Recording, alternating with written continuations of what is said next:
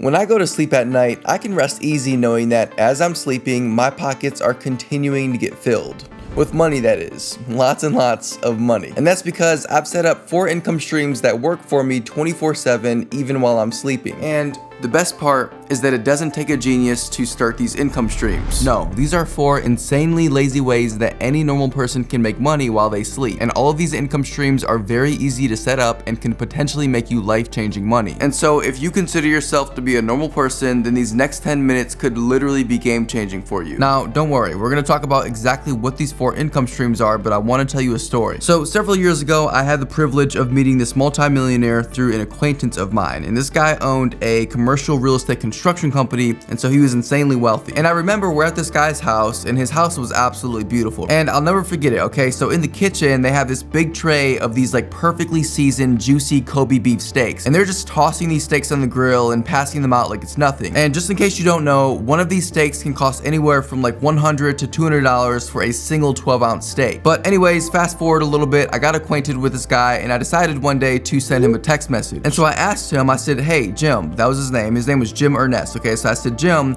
I don't want to be rude or anything, but I'm really hungry for more of those Kobe beef steaks. No, that's not what I said, okay? I said, I'm really hungry to know how exactly you built your wealth. Like, I'm just really curious because I'd want that for myself as well. And at the time, I was just turning about 19 or 20. And so a couple hours goes by and I'm getting nervous because I'm like, oh, I hope I didn't ask the wrong question. But eventually he replies back and he says, hey Joshua, I appreciate the question. I appreciate your forwardness. My biggest source of income right now is through my construction company, but that's not actually how I built my wealth to begin with. And that's when I got really intrigued, because if his only source of income was through his construction company, then little old Joshua didn't have a chance because that was way out of my league. Fortunately though, what he did end up saying were a few things that were not out of my league. And he also alluded to the fact that many of his millionaire friends also had all these income streams in some form. And so obviously they're income streams that are profitable enough for millionaires to continue using them, but they're easy enough to start that a regular person can start them. And so now I'd like to talk with you about exactly what these income streams are and how you can start building them for yourself. So the first income stream that he talked about were the many paychecks that businesses would send him on a regular basis. Now, this isn't like mafia level stuff, right? He wasn't going around to different businesses whacking people for not paying him his cut. No. Let me put it this way, okay? Imagine a company like Coca-Cola that's been around since like 1892 decides, you know, we've been building this company for over 100 years now and we make too much money. I think that we want to start rewarding people for buying our stock. And so when you go and buy shares of Coca-Cola stock at $50 a share or whatever it's currently trading at, Coca-Cola will start sending you what I like to refer to as mini paychecks. And some of you might know them as just being called dividends. And so the way this works is many companies that trade on the stock market will pay their shareholders these mini paychecks or these dividends just for owning shares of their stock. And large companies like Apple, AT&T, Microsoft, Coca-Cola, PepsiCo, and hundreds of America's largest companies pay their shareholders these micro paychecks. And so the question becomes, how exactly can you start making this income stream work in your life?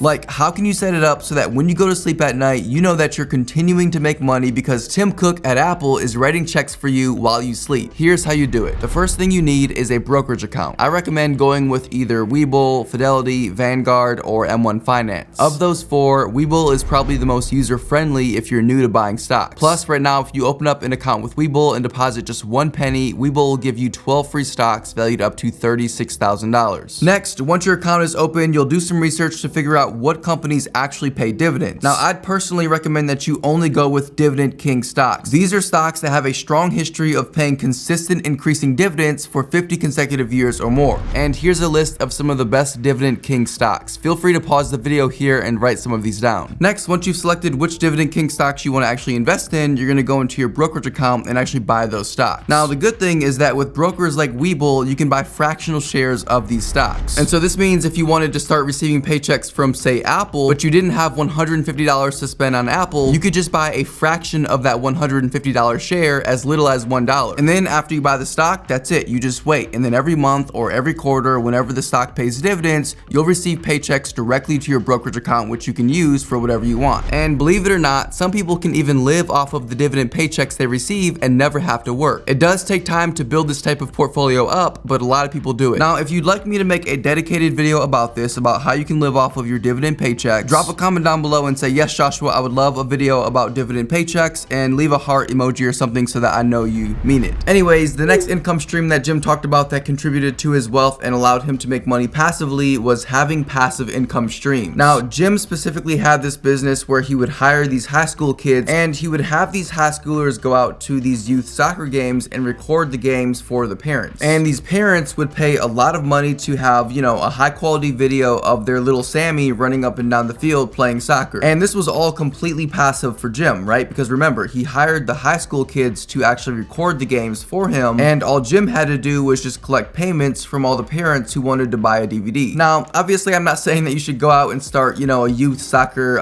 video company, but what I'm saying is you need to figure out how you can start building passive streams of income in general. And this could be from starting a passive side hustle like the dozens of side hustles that I talk about on my channel. It could be from selling courses or writing ebooks or starting a YouTube channel or anything that's going to create passive income for you. This means when you go to sleep at night, or when you sit down to watch Netflix, or when you hang out with your friends or go walk your dog or do whatever it is that you do when you're not working, you're still actually making money because these passive income streams are always working behind the scenes for you. Now, I tell people this all the time, okay? You want to build passive income streams that are actually going to be scalable. What exactly does this mean? Well, for example, going and starting a pressure washing business is not really scalable, nor is it passive, right? Because in this situation, you're having to trade your time for money. You have to physically go out to properties and do work before you can get paid. Now, you certainly can, you know, make it more scalable and a lot more passive by hiring people and then having those people that you hired go out and pressure wash for you. And that's exactly what Jim did. He went out and he hired high school kids for cheap to go and record these soccer games for him so that he didn't have to use his time to be at every single one of these soccer games recording the event. It's definitely an option, but it does come with a cost. And so something that I've always preferred for myself, and I would recommend this for most people as well, is to find passive income streams that have low overhead. Things like starting an Etsy print on demand shop, or you could do things like selling courses on Skillshare or starting a YouTube channel. These can all be started with just one person, you,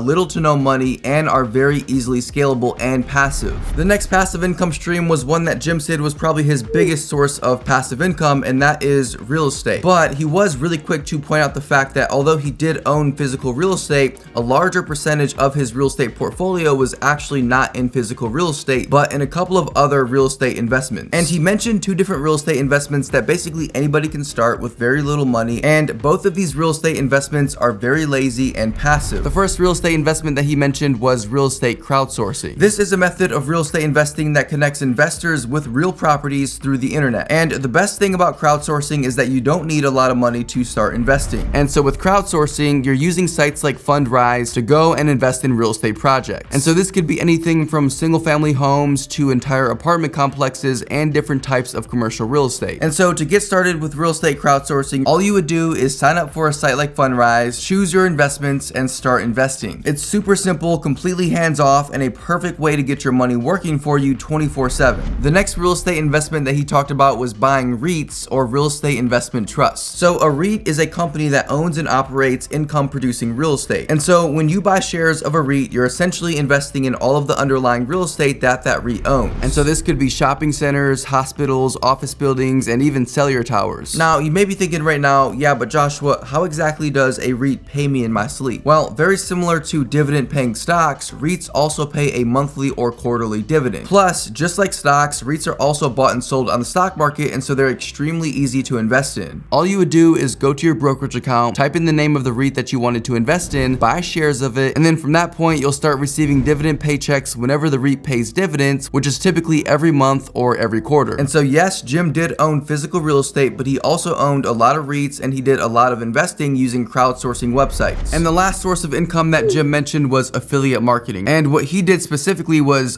built and ran niche blog websites that generated affiliate income. Now, I don't know exactly what niches his blogs were in, but an example of this would be like a gardening tips blog. An entire blog dedicated to gardening, right? How to grow the biggest and juiciest tomatoes, what type of fertilizer to use to make your tulips big and tall. And then inside of that blog, because you're talking about one subject and you're becoming an authority on that subject and you're building trust with your audience, you would recommend products and services within the blog post. And so for example, perhaps the best fertilizer to use to make your tulips grow big and tall is Frankie's Ferocious Fertilizer. And so you would mention that fertilizer in the blog post, and there would be a link for for the reader to click on that would lead them to maybe Amazon or somewhere else where they can buy that fertilizer. However, this link is not just an ordinary link. This is actually an affiliate link. And so anytime a reader clicks on that link and then proceeds to buy that fertilizer, you're going to receive a small kickback or commission for them purchasing that fertilizer. Now, what I've learned over the years is that you can either treat affiliate marketing as a primary source of income or a secondary source. For example, here on my YouTube channel, affiliate marketing is a secondary source of income. I make anywhere between $10,000 and $15,000 per month with affiliate marketing, but that makes up a smaller percentage of my total monthly income for my channel. Now, if I wanted to, I could focus a lot more of my energy on affiliate marketing to make more money, but I choose to keep that income source as passive as possible so that I can use that energy somewhere else. Now, obviously, whenever I can, I'll try and post affiliate links in the descriptions of my videos, but in most cases, I'm not like actively pushing those links in my videos all the time. It's just kind of this secondary thing in the background, right? Where if someone happens to click on my video description and they see my Amazon storefront, for example, and they click on it and they buy a product from it, well, great, I'll get a small commission from that. But it's not something that I'm always actively promoting. Now, if you did run like a specific niche blog or even a niche YouTube channel, then in that situation, it might actually make more sense to focus more energy on affiliate marketing, especially if that's going to be your primary source of income. Now, affiliate marketing is a very broad, complex subject that goes way beyond the scope of this specific video. Once again, if you guys would like a dedicated step-by-step video about how to get started with affiliate marketing, drop a comment down below. But generally, affiliate marketing can be a very lazy and passive source of income that, if done right, can make you a lot of money. And if you have not already dropped a like down below for the YT algo or subscribed to the channel, I really don't know what you're waiting for. It would mean the world to me if you did both those things. You guys are all truly amazing, and I appreciate every last one of you watching. I mean that, and I hope that you have a beautiful rest of your day or night or afternoon or whatever. And as always, I will see you again very soon. Take care.